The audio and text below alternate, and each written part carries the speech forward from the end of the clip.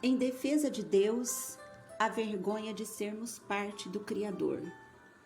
Entendo que ao falarmos sobre o homem primitivo, pinturas nas cavernas, buscando por Deus, parece muito distante.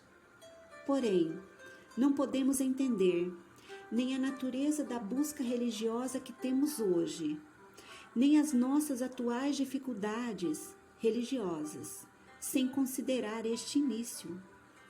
Sem levarmos em conta a espiritualidade que surgiu logo no comecinho da história da humanidade e continuou motivando e fazendo-se presente nas tradições religiosas até o início da Era Moderna, quando um tipo inteiramente novo de religiosidade emergiu no Ocidente ao longo do século XVII, mas que traz também resquícios antigos.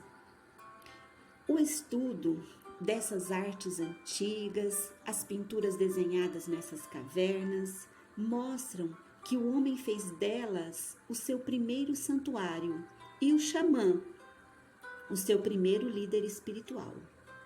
Nas cavernas, afastados da realidade exterior, numa escuridão profunda e silenciosa, que nunca viu a luz do sol, ele adentrava nessa atmosfera metafísica e num outro padrão mental, semelhante, creio eu, à meditação ou à oração, em busca de algo além do material visível, em que pudesse obter, com a compreensão que ele tinha na época, a resposta para: o que estou fazendo aqui? De onde eu vim? Qual a razão de tudo ao meu redor? Nesse contexto, a caverna escura era como um santuário de culto a um Deus desconhecido. Passaram-se os tempos, veio a agricultura. O homem deixa de ser nômade e se fixa na terra. E já passa a observar as fases da lua, com objetivos práticos, afinal, ele plantava e colhia. Mas a religião tinha pouco ou nada a ver com essa observação do cosmo físico. A realidade material, presente no dia a dia desse homem agricultor, simbolizava uma dimensão invisível da existência, a ideia de uma outra realidade espiritual. A vida sempre se renovava. Tudo poderia facilmente acabar do nada, mas anualmente, depois do inverno, as árvores lançam novas folhas. A lua mingua, fica menor, fica diferente, mas volta a crescer e a brilhar, por exemplo. O homem, que antes sobrevivia da caça, que possuía com ela uma relação de veneração, acreditava que periodicamente o Deus mestre animal liberava animais para garantir a sobrevivência dele, tendo o xamã como seu interlocutor com o mundo subterrâneo de onde vinham esses animais. Mas agora, com a agricultura, a observação era outra. Ele via a natureza se renovar e passa a venerar essa natureza, a lua, o sol, a terra, as sementes, a fêmea. Enquanto caçadores e animais morriam na dura luta pela sobrevivência, a fêmea não parava de produzir vida nova. Abandonou-se às cavernas. O santuário é outro. A espiritualidade possui uma nova maneira de se expressar. E podemos aqui comparar com o que o filósofo alemão Heidegger chamou de ser, uma energia fundamental que sustenta e anima tudo o que existe. O ser é transcendente, não podemos vê-lo, tocá-lo, ouvi-lo, podemos apenas observá-lo, atuando nas pessoas, nos objetos e nas forças naturais que nos rodeiam. Olha a referência aos elementais aqui. Achados encontrados da época do Neolítico, e das sociedades pastoris nos dão uma informação de que essa ideia do ser, não um ser, mas o ser, era reverenciado como ser supremo sagrado. Impossível definir, descrever, porque o ser abarca tudo, e nossa mente não consegue lidar com tamanha complexidade. Daí também o fato de nossa linguagem ser limitada para falar de Deus. Nossa mente consegue compreender o mundo de maneira restrita, com seres específicos que apenas participam nele, no ser. Então, este homem ameaçado pela dor, pela morte, pela tempestade, pela fome, pela necessidade do cultivo da terra, diante da grandiosidade do ser, não conseguia compreendê-lo. Era preciso simplificar, restringir a objetos, símbolos do poder do ser que o sustentava.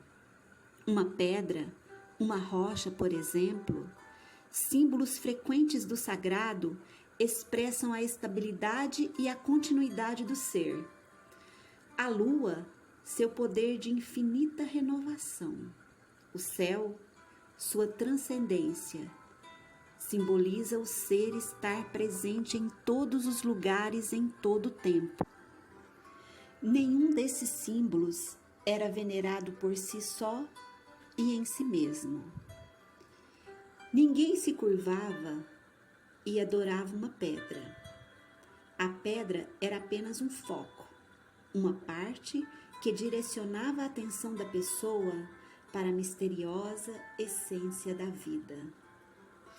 O ser unia todas as coisas, homens, animais, plantas, estrelas, partilhavam a vida divina que sustentava todo o cosmo.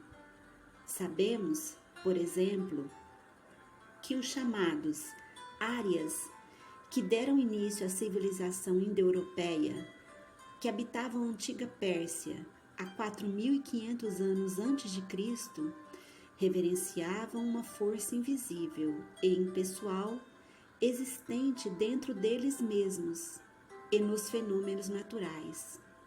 Tudo era uma manifestação desse espírito onipresente, mania em sânscrito.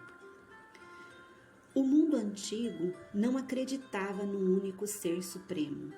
Se fosse assim, pensavam, seria apenas um ser maior e melhor que todos os outros. Não podia ser assim.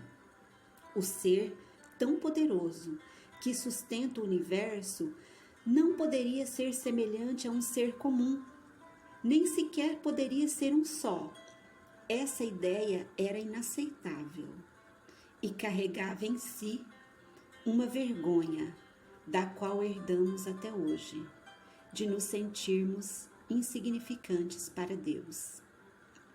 Nossos ancestrais antigos se sentiam tão diminuídos, tão pequenos diante do ser e nos deixaram esse sentimento como herança.